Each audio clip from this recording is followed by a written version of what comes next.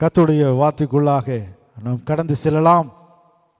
யோவான் எழுதின சுவிசேஷம் 3ஆம் அதிகாரம் 16வது வசனத்துக்கு நேராக உடைய வேதத்தை நீங்கள் திருப்பிக் கொள்ளுங்கள். யோவான் எழுதின சுவிசேஷம் 3ஆம் அதிகாரம் 16வது வசனம். தேவன் தம்முடைய ஒரே பேரான குமாரனை விசுவாசிக்கிறவன் எவனோ அவன் கெட்டு போகாமல் நித்திய ஜீவனை அடையும்படிக்கு அவரை தந்தருளி இவ்வளவாய் உலகத்தில் அன்பு கூர்ந்தார். ஹல்லேலூயா. தேவன் தம்முடைய ஒரே பேரான குமாரனை விசுவாசிக்கிறவன் எவனோ அவன் கெட்டு போகாமல் நித்திய ஜீவனை அடையும்படிக்கு அவரை தந்தருளி இவ்வளவாய் உலகத்தில் அன்பு கூர்ந்தார். இந்த வசனத்தினுடைய முழு அர்த்தத்தையும் நாம் தெரிந்து கொள்ள வேண்டும் என்றால் முன்பதாக இருக்கிற வசனங்களை நாம் வாசிப்போம். 14 நாம் வாசிக்கலாம்.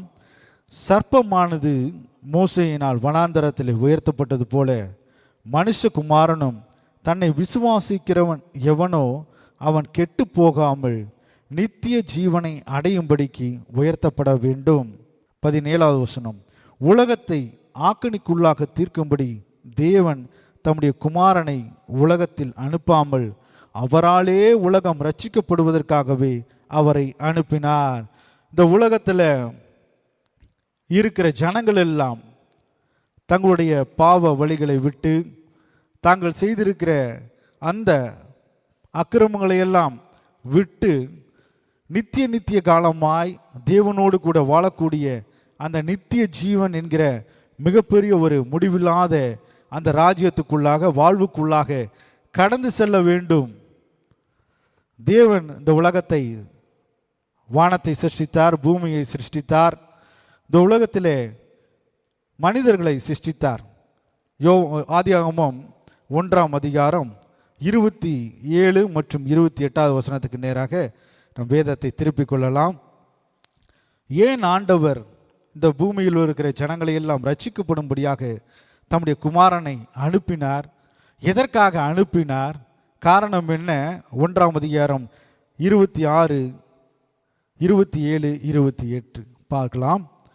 பின்பு தேவன் தமது சாயலாகவும் நமது ரூபத்தின்படியேயும் மனுஷனை உண்டாக்குவோமாக, அவர்கள் சமுத்திரத்தின் மச்சங்களையும் ஆகாயத்து பறவைகளையும் மிருக ஜீவன்களையும் பூமி அனைத்தையும் பூமியின் மேல் ஊறும் சகல பிராணிகளையும் ஆள கடவர்கள் என்றார். தேவன் தம்முடைய சாயலாக மனுஷனை சிருஷ்டித்தார், அவனை தேவ சாயலாகவே சிருஷ்டித்தார், ஆணும் பெண்ணுமாக அவர்களை சிருஷ்டித்தார். பின்பு தேவன் அவர்களை நோக்கி, நீங்கள் பலுகி பெருகி பூமியை நிரப்பி அதை கீழ்ப்படுத்தி சமுத்திரத்தின் மச்சங்களையும் ஆகாயத்து பறவைகளையும் பூமியின் மேல் நடமாடுகிற சகல ஜீவ ஜந்துக்களையும் ஆண்டு கொள்ளுங்கள் என்று சொல்லி தேவன் அவர்களை ஆசீர்வதித்தார். தேவன் ஆணும் பெண்ணுமாக மனிதர்களை சிருஷ்டித்தார், சகல ஜீவராசிகளையும் சிருஷ்டித்தார். அந்த பூமியை ஆளும்படியாக, சகல ஜீவராசிகளையும் ஆளும்படியான அதிகாரத்தை யாருக்கு கொடுத்தார்? இந்த ஆதாமுக்கு தேவன் கொடுத்தார். நடந்தது என்ன? அடுத்த சில அதிகாரங்களிலே ஏதேன் தோட்டத்துக்குள்ள இந்த ஆதாமுக்காக, ஏவாளுக்காக, இவர்கள் இருவரும் புசிப்பதற்காக அநேக விருட்சங்களை தேவன் உண்டு பண்ணினார். நதிகள், 5 நதிகள் அந்த ஏதேன் தோட்டத்திலே ஓடினது. அந்த நதியோரங்களிலே பொன், வெள்ளி, கோமேதக கற்கள் என செழிப்புள்ள ஒரு பசுமை நிறைந்த அந்த ஏதேன் தோட்டத்திலே இவர்கள் வாழ்ந்து வந்தார்கள். பகலின் குளிர்ச்சியான வேளையிலே தேவன் இவர்களோடு கூட பேசினார், உறவாடினார், இவர்களோடு கூட உலாவி வந்தார். 3ஆம் அதிகாரத்தில் சத்ரு சகல ஜீவராசிகளிலும் தந்திரமுள்ளதாக இருந்தது. தேவன் இவர்களை உண்டாக்கின பொழுது இவர்களிடத்தில் சொன்ன காரியம் என்ன? நீங்கள் சகல விருட்சங்களின் கனிகளையும் புசிக்கலாம், ஆனால் நன்மை தீமை அறியக்கூடிய இந்த பழத்தை என்ன செய்யக்கூடாது? புசிக்கக்கூடாது என்று அவர் கட்டளையிட்டிருந்தார். ஆனால் இந்த சர்ப்பமானது வஞ்சித்து, ஏவாளை வஞ்சித்து அந்த பழத்தை சாப்பிடும்படியாக சில கேள்விகளை கேட்டு சந்தேகத்தை உண்டு பண்ணி ஏவாளுடைய அந்த தீர்மானத்திலிருந்து மனதை குழப்பினபடியினாலே அந்த ஏவாள் என்ன செய்தால், அந்த நன்மை தீமை அறியக்கூடிய தேவன் புசிக்கக்கூடாது என்று சொன்ன அந்த விருட்சத்தின் கனியை புசித்தால், தேவனுடைய சொல்லை மீறினால் நடந்தது என்ன? ஆதாமும் ஏவாளும் பசுமை நிறைந்த செழிப்புள்ள ஏதேன் தோட்டத்தை விட்டு அவர்கள் துரத்தப்பட்டார்கள். கூட அவர்களுக்கு கொடுக்கப்பட்ட அதிகாரம், இந்த பூமியின் மேலே தேவன் அவர்களுக்கு கொடுக்கப்பட்ட அதிகாரத்தையும் அந்த சத்துருவானவன் என்ன செய்தான், இந்த ஏவாள் இடத்திலிருந்து ஆதாமின் இடத்திலிருந்து அந்த அதிகாரத்தை அவன் வஞ்சித்து, மனிதனுக்கு என்னென்னவெல்லாம் ஆசீர்வாதத்தையும் ஆளுகையும் தேவன் கொடுத்திருந்தாரோ அத்தனையும் அந்த சத்துருவானவன் என்ன செய்து கொண்டான், பிடுங்கி கொண்டான், திருடி கொண்டான். இப்பொழுது இவர்கள் ஆசீர்வாதமற்றவர்களாக, தேவனுடைய மகிமையை இழந்தவர்களாக ஏதேன் தோட்டத்திலிருந்து துரத்தப்படுகிறார்கள். இப்பொழுது மிகப்பெரிய ஒரு பகையும் அல்லது ஒரு தூரமும் மனிதர்களுக்கும் தேவனுக்கும் இடையே உண்டாகிறது. இதை மனிதன்கள் அநேக தலைமுறைகள் கடந்து போகிறது. தேவனோடு கூட சேர அநேக காரியங்களை செய்தாலும் தேவனுடைய அந்த அன்பை இந்த மனிதர்களாலே பெற முடியவில்லை. காரணம் என்ன?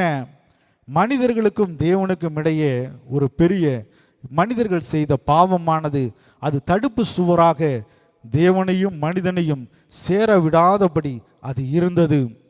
காலங்கள் கடந்து சென்றது. இஸ்ரவேல் ஜனங்களுக்கு மோசேயின் மூலமாக கற்பனைகள் கொடுக்கப்பட்டது. 10 கட்டளைகள் மாத்திரமல்ல, 613 கட்டளைகள் அவர்களுக்கு கொடுக்கப்பட்டது. இது எல்லாவற்றையும் கடைபிடித்தால்தான் அவன் நீதிமான் என்று சொல்லப்படுவான், தேவனிடத்திலே அந்த நித்திய ஜீவனுக்கு சொந்தமாவான்.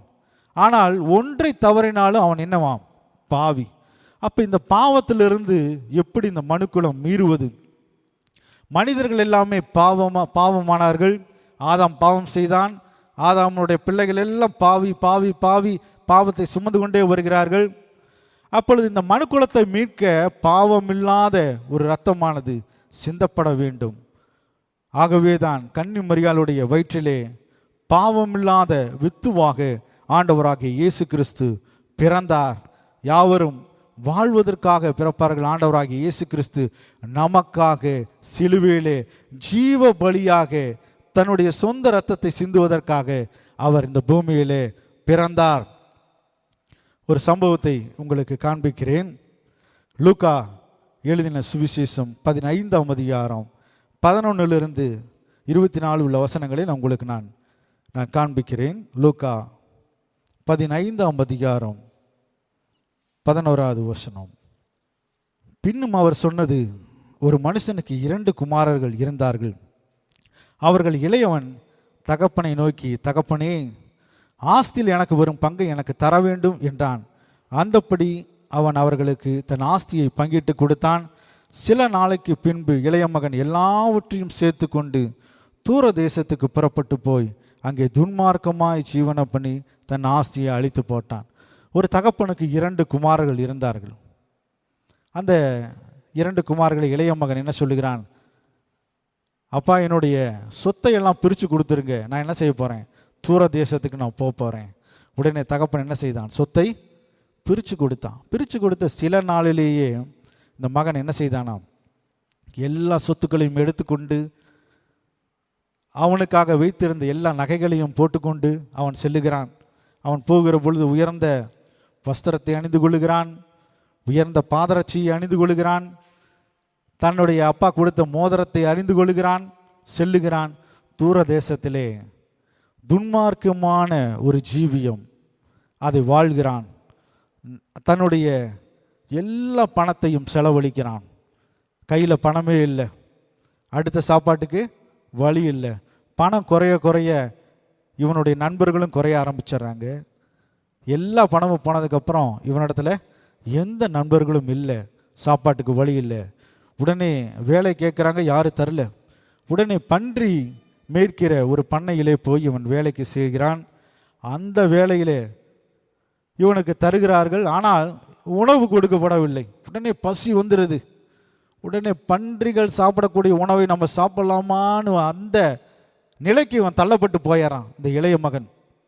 அப்பொழுது இவனுடைய புத்தியானது தெளிந்து, என்னுடைய தகப்பன் வீட்டிலே ஏராளமான வேலைக்காரர்கள் இருக்கிறார்கள், அவர்களுக்கெல்லாம் பூர்த்தியான வயிறார சாப்பாடு எங்கள் அப்பா போடுறாரு, ஆனால் நான் இப்போ என்ன பண்ணுறேன், ஒருவேளை சாப்பாட்டுக்கே கஷ்டப்படுறேன்னு சொல்லிட்டு அவன் மனம் திரும்பி எழுந்து தன் தகப்பன் வீட்டுக்கு போகிறான். போகிறப்ப தூரத்தில் அவனுடைய தகப்பன் கண்டு மனதுருகி அவனை கிட்ட வர வர வர இந்த தகப்பன் ஓடி போய் அந்த மகனை கட்டி அணைத்து முத்தம் செய்து, மகனே வந்துட்டியான்னு சொல்லிட்டு சந்தோஷப்படுறார். எப்படிங்க அந்த மகன் வர்றப்ப அந்த தகப்பன் பார்த்தாரு? வர்றப்ப மட்டும் பார்த்தாரா? இல்லை, அந்த பையன் எங்கே போயிருக்கிறான்னு பார்த்தாரு, என்ன பண்ணிட்டு இருக்காருன்னு பார்த்தாரு, என்ன கஷ்டப்பட்டு இருக்காருன்னு பார்த்தாரு.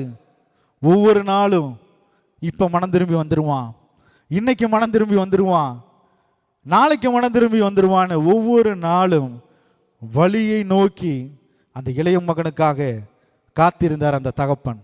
நாமும் அநேக வேளைகளிலே ஆண்டவருக்கு பிடிக்காத காரியங்களை பாவங்களில் செய்கிற பொழுது, அவரை விட்டு விலகுகிற பொழுது ஆண்டவர் நம்ம மேலே கண்ணோக்கமாக இருக்கிறார். திரும்ப என்னிடத்துல வருவான், மனம் திரும்பி என்னிடத்துல வருவான், திரும்ப என்னை நேசிப்பான், என்னை ஏற்றுக்கொள்ளுவான், என்னுடைய அன்பை அவன் பெற்றுக்கொள்ளுவான், என்னிடமாக வருவான். அந்த ஆதியில் இருந்த அன்பை திரும்ப அவன் பெற்றுக்கொள்ளுவான், என்னை நேசிப்பான் என்று ஆண்டவர் நம்மோடு கூட நம்ம எதிர்பார்த்து கொண்டு இருக்கிறார். இந்த தகப்பன் அந்த இளைய மகனை கட்டி அணைத்து தன்னுடைய வீட்டுக்கு அழைத்து போய் அவனுடைய அழுக்கான வஸ்திரங்களை எல்லாம் களைந்து உயர்ந்த வஸ்திரத்தை அவனுக்கு உடுத்து வைக்கிறார். இழந்து போன அந்த மோதிரத்தை திரும்ப தருகிறார். பாதரட்சை இல்லாத வெறுங்காலோடு வந்திருக்கிற அந்த மகனுக்கு உயர்ந்த பாதரட்சியை கொடுத்து ஒரு பெரிய ஒரு விருந்தை ஆயத்தம் பண்ணி அந்த மகனும் தகப்பனும் கூட இருந்த யாவரும் சந்தோஷமாக இருக்கிறார்கள். அதே போலதான் ஆண்டவராகிய இயேசு கிறிஸ்து சிலுவையிலே நமக்காக இரத்தத்தை சிந்தி இருக்கிறார். ஏதேன் தோட்டத்திலே இழந்து போன அந்த அதிகாரத்தை திரும்ப அவர் நமக்கு சிலுவையின் மூலமாக அந்த அதிகாரத்தை தந்திருக்கிறார். அதிகாரம் என்னும் அந்த மோதிரத்தை தந்திருக்கிறார். அந்த ரட்சிப்பு என்கிற வஸ்திரத்தை நமக்கு கொடுத்திருக்கிறார். தேவனுக்கும் நமக்கும் இடையே இருந்த அந்த பகையை நீக்கி சமாதானம் என்னும் பாதரட்சியை அவர் நமக்கு தருகிறார். ஹல்லேலூயா! அப்பேற்பட்ட அந்த தகப்பனுடைய அன்பை காட்டிலும் மேலான அன்பு ஆண்டவராகிய இயேசு கிறிஸ்து நம்மேலே வைத்திருக்கிற அன்பு. வேதத்திலே ஒரு வசனம் இப்படியாக சொல்லுகிறது, தாய் தன் பாலகனை மறப்பாளோ, அவள் மறந்தாலும் நான் உன்னை மறவே, நான் உன்னை விட்டு விலகுவதும் இல்லை, உன்னை கைவிடுவதும் இல்லை என்று ஆண்டவர் சொல்லுகிறார். 1 பேதுரு 2ஆம் அதிகாரம் 24வது வசனத்துக்கு நேராக வேதத்தை திருப்பிக் கொள்ளலாம். நாம் பாவங்களுக்கு செத்து நீதிக்கு பிழைத்திருக்கும்படிக்கு அவர்தாமே தமது சரீரத்திலே நம்முடைய பாவங்களை சிலுவையின் மேல் சுமந்தார், அவருடைய தழும்புகளால் குணமானீர்கள். ஹல்லேலூயா! நம்முடைய பாவங்களை ஆண்டவராகிய இயேசு கிறிஸ்து சிலுவையிலே சுமந்தார், அவருடைய தழும்புகளாலே நாம் குணமாயிருக்கிறோம். ஏசாயா 53ஆம் அதிகாரத்துக்கு நேராக வேதத்தை திருப்பிக் கொள்ளுங்கள். 4-5 வசனங்கள். மெய்யாகவே அவர் நம்முடைய பாடுகளை ஏற்றுக்கொண்டு நம்முடைய துக்கங்களை சுமந்தார், நாமோ அவர் தேவனால் அடிபட்டு வாதிக்கப்பட்டு சிறுமைப்பட்டவர் என்று எண்ணினோம். நம்முடைய மீறுதல்கள் நிமித்தம் அவர் காயப்பட்டு நம்முடைய அக்கிரமங்கள் நிமித்தம் அவர் நொறுக்கப்பட்டார். நமக்கு சமாதானத்தை உண்டு பண்ணும் ஆக்கினை அவர் மேல் வந்தது, அவருடைய தழும்புகளாலே நாம் சுகமாகிறோம். நாம் பலவீனமான அல்ல, நாம் நோயோடு இருக்க அவசியம் இல்லை. காரணம் என்ன? ஆண்டவராகிய இயேசு கிறிஸ்து சிலுவையிலே நம்முடைய நோய்களை, நம்முடைய பலவீனங்களை அவர் சுமந்து கொண்டு நமக்கு சுகத்தை அவர் கட்டளையிட்டிருக்கிறார். ஆண்டவராகிய இயேசு கிறிஸ்து கெத்செமனே தோட்டத்திலே இந்த மரணத்துக்குள்ளாக அந்த நிலைக்குள்ளாக கடந்து செல்கிற பொழுது அவருடைய வியர்வையானது இரத்தத்தினுடைய பெருந்துளிகளாய் அந்த கெத்செமனே தோட்டத்தில் விழுந்ததாம். ஆண்டவராகிய இயேசு கிறிஸ்துவை நியாயம் செய்கிறவர்களுக்கு முன்பதாக அழைத்து சென்று 39 கசையடிகளால் ஆண்டவராகிய இயேசு கிறிஸ்துவை அடிக்கிறார்கள். ரோம சட்டத்தின்படி 40 அடிகள் தர வேண்டும். அதற்கு மேலே ஒரு அடி விழுந்தாலும் அது சட்டத்திற்கு மாறான செயல். அந்த தண்டனையை யார் நிறைவாற்றுகிறார்களோ அவர்கள் தண்டிக்கப்படுவார்கள். ஆகவே 40 கசையடிகள் நிறைவேற்றின பொழுது 39 கசையடிகள் மாத்திரமே வழக்கமாக அந்த குற்றவாளியை அடிப்பார்கள். ஆண்டவராகிய இயேசு கிறிஸ்துவை ஒரு குறுகிய ஒரு மரத்திலே 2 கைகளையும் கட்டி வலதுபுறம் ஒரு பலவான், இடதுபுறம் ஒரு பலவான், ஆண்டவராகிய இயேசு கிறிஸ்துவை 39 அடி அடிக்கிறார்கள். எப்படி அடிக்கிறார்கள்? ரோம அந்த சேவர்கள் வைத்திருந்த அந்த சவுக்கில் மர கைப்பிடி போட்டிருக்கும். அதிலிருந்து 12 வார்கள் வரும். அந்த ஒவ்வொரு வாரிலையும் ஒவ்வொரு கொக்கி இருக்கும். அப்படி அடித்தார்களாம். அந்த 12 கொக்கிகளும் போய் ஆண்டவராகிய இயேசு கிறிஸ்துவனுடைய முதுகிலே போய் படும். திரும்ப எடுக்கிற பொழுது அது சதையை பீத்து கொண்டு, நரம்புகளை பீத்து கொண்டு அப்படி வருமாம். இப்படியாக அவரை 39 முறை அடித்தார்களாம். வேத ஆராய்ச்சியாளர்கள் சொல்லுகிறார்கள், ஆண்டவராகிய இயேசு கிறிஸ்துவை அடித்ததினாலே 468 காயங்கள் அவருடைய முதுகில் இருந்ததாம். 468 காயங்கள் இருந்ததாம். அவருடைய சரீரம் முழுவதும் காயங்கள், இரத்தம். இது மாத்திரமல்ல, அவருடைய சிரசிலே முள்முடி, சாதாரண முள்ளல்ல, விஷம் நிறைந்த முள். அதை வைத்து அழுத்துகிறார்கள். அது என்ன செய்யுமாம்? அந்த விஷமானது நரம்புகளுக்குள்ளாக சென்று காய்ச்சலை உண்டு பண்ணும். அடுத்தது மரணத்துக்கு நேராய் கொண்டு செல்லும். இப்படி முகம் முழுவதும் இரத்தம். சிலுவையிலே ரோம பேரரசனுடைய தண்டனைகளிலே பல தண்டனைகள் இருக்கிறது. அதிலே இந்த சிலுவை தண்டனை இது எப்படி இருக்குமா? சிலுவை பல வடிவமாக இருக்குமாம். ஒன்று இந்த எக்ஸ் போல இருக்கும், இன்னொன்று ப்ளஸ் போல இருக்கும். இப்படி அநேக முறைகள் இருக்குமா. இந்த குற்றவாளி என்ன செய்ய வேண்டுமாம்? அந்த குறுக்கு அந்த மரத்தை இவனே சுமந்து கொண்டு செல்ல வேண்டுமாம். அந்த சிலுவை அந்த தண்டனை என்பது மிக கொடுமையான தண்டனை.